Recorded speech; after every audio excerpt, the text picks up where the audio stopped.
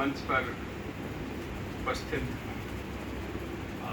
विद्वज्जन और मंच के सम्मुख बैठे सभी आदरणीय लेखक पाठकगण, आप सभी को मेरा प्रणाम।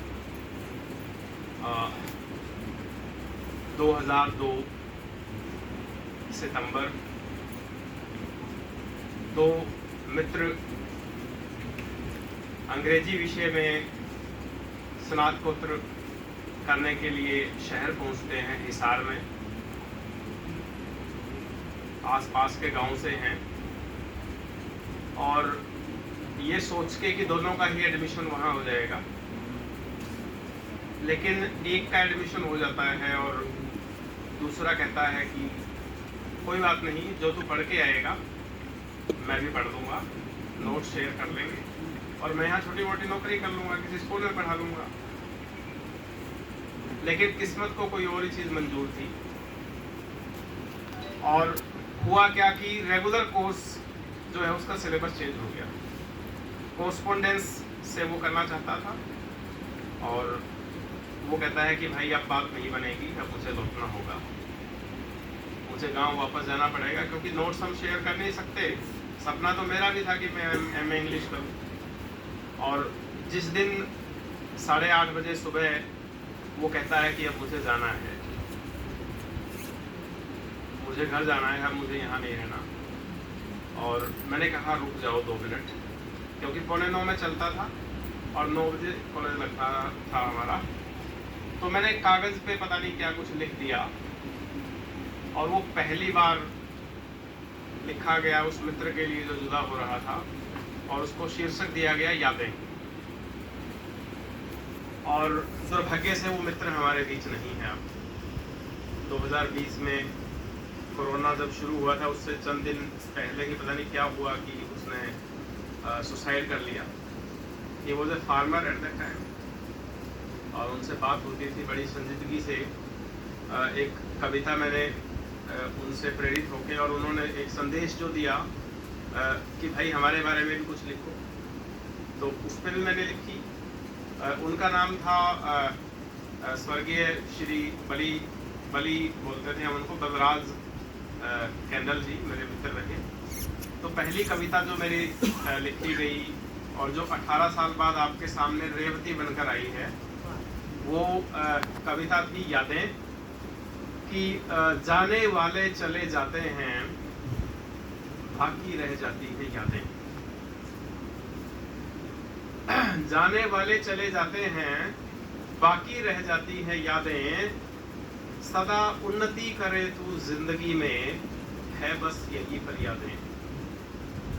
वापस जो कभी लौटो तो चमकता चेहरा हो तुम्हारा।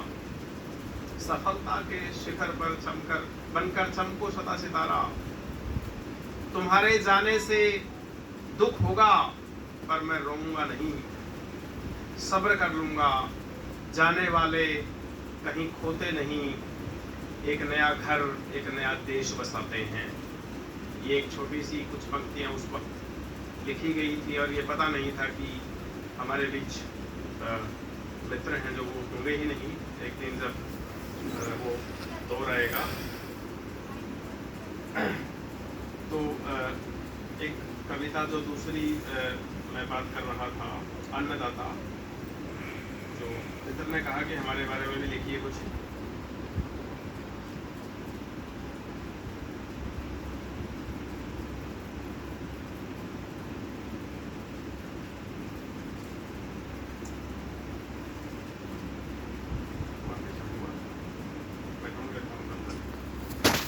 तो एक गांव से उठ के और 2 राज्यों की राजधानी में आके एक व्यक्ति की यदि कविताओं की एक पुस्तक का विमोचन होता है तो उसके लिए हरियाणा साहित्य अकादमी के अनुदान से और आधारशिला प्रकाशन परिवार श्रीमती अनीता सुरभि जी, अशोक जी और चरणजीत जी, एक तिगड़ी कहूँगा मैं, जो एक टीम है बहुत ही शालीनता के साथ। और जो मेरी बात हुई सर से, मतलब सारी फ़ोन पे ही बात होती थी उस वक्त जब करेक्शन चल रही थी, जब पहली बार बात हुई उन्होंने कहा कि जब तक अंत तक आप संतुष्ट नहीं होंगे तब तक हम फाइनल नहीं करेंगे, चाहे कितना भी वक्त लग जाए, 4 बार 5 बार 6 बार। ये खासियत है आधारशिला की। तो मैं शत प्रणाम करता हूँ आपको, साहित्य अकादमी जिन्होंने अनुदान दिया पुस्तक के लिए। और मैंने सर ने कहा जब सारा काम पूरा हो गया, कहते हैं कि आपने किसी को समर्पित करना है इसको, तो मेरे दिमाग में आया कि समर्पण जो होगा वो किसी एक व्यक्ति को यदि मैं समर्पित करता हूँ तो वो ठीक नहीं होगा। तो समर्पण जो है वो इसका काव्यात्मक है, वो मैं आपके सामने रख देता हूँ कि वीणा ने कलम को वर दिया, वीणा ने कलम को वर दिया, भावों से हृदय को भर दिया। यह काव्य समर्पित है उनको जिन्होंने कवि सा उड़ दिया, जिन्होंने मुझको जन्म दिया, वह पाल पोस कर बड़ा किया।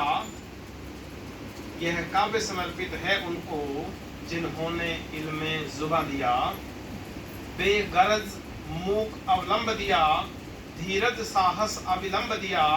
यह काव्य समर्पित है उनको जिन्होंने स्नेहिल बिंब दिया, और जिनका भी मैंने वक्त लिया, जिनका भी मैंने वक्त लिया, जिनको भी मैंने वक्त दिया। यह काव्य समर्पित है उनको जिनको मैंने अभिव्यक्त किया। और मेरे साथ बच्चे और वाइफ भी आए हैं, सुमन जी और कीर्ति है, या वो भी 2 शब्द रखेंगे इसके बाद। और बेटा है लक्ष्य। सहधर्मिणी ने सामर्थ्य दिया, बच्चों ने मुझको अर्थ दिया। यह काव्य समर्पित है उनको जिन अपनों ने परमार्थ दिया, जिन अपनों ने परमार्थ दिया। और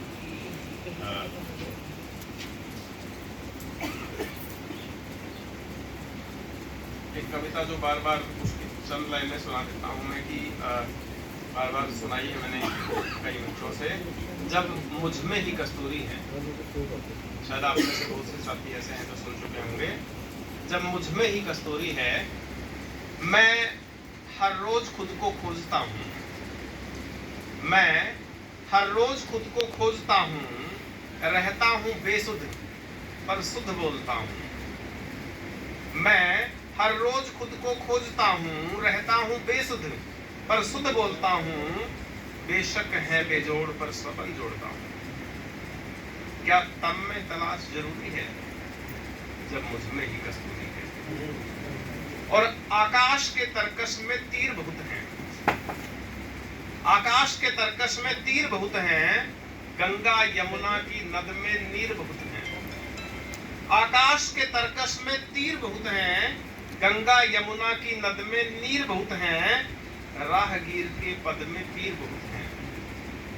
फिर क्यों सबकी गद अधूरी है जब मुझ में ही कस्तूरी है, जब मुझ में ही कस्तूरी है। और अवनी की है हद मगर अंबर तो बेहद है। अवनी की है हद, अंबर तो बेहद है। मत वाला तो खुद को जाने, खुद ही क्यों बेखुद है।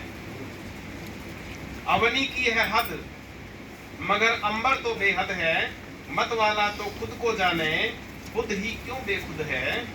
और पाखर फिरे समेटे आयुध, जीवन भी एक युद्ध है।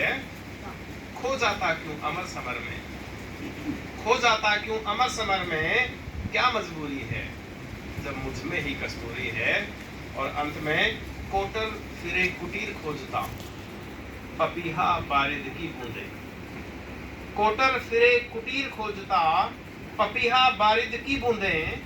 अंधियारा प्रकाश सोचता, कमल कीचड़ी में सौंधे। कोटर फिरे कुटीर खोजता, पपीहा बारिद की बूंदे। अंधियारा प्रकाश सोचता, कमल कीचड़ी में सौंधे।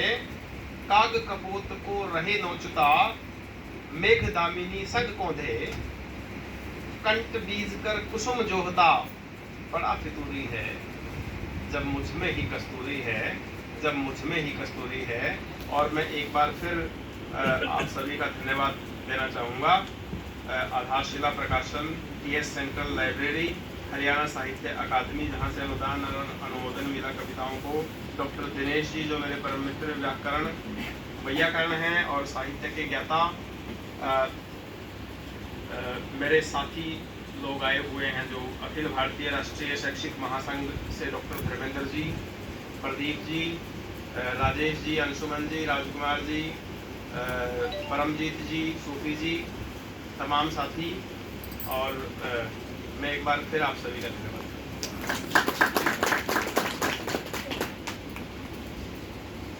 कुछ देर के लिए क्षमा